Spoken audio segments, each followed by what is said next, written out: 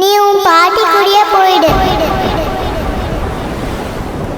அவனுக்கு வாய் மட்டும்தான் இல்ல, கடவுள் பக்தி ரொம்ப அதிகம். கடவுள் பக்தி மட்டும் இல்லைங்க, இந்த சாமி பக்தியும் நிறைய இருக்கு.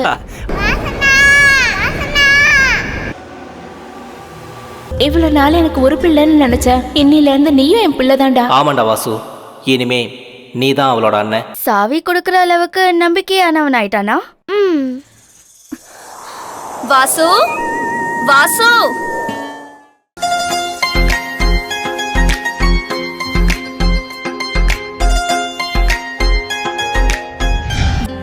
உனக்கும் கேண்டிக்கும் எந்த வித்தியாசமும் இல்ல. விசுவாசத்துல 2 பேருமே ஒண்ணுதான். கௌரி, வாசு இங்க நல்லபடியா நடந்துக்கிறானாமா?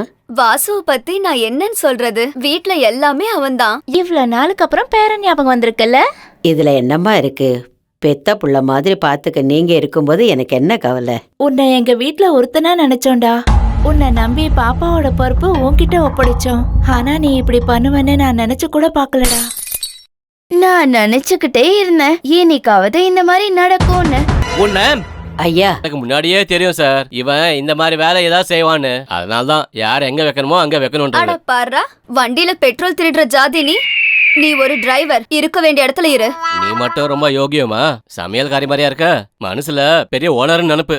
நான் அன்னைக்கு எத்தனையோ வாட்டி சொல்லிட்டேன், தகுதி இல்லாதவங்களுக்கு இவ்ளோ இடம் கொடுக்க வேண்டான்னு. கேட்டா தானே தலை மேல தூக்கி வச்சு ஆடினாங்க.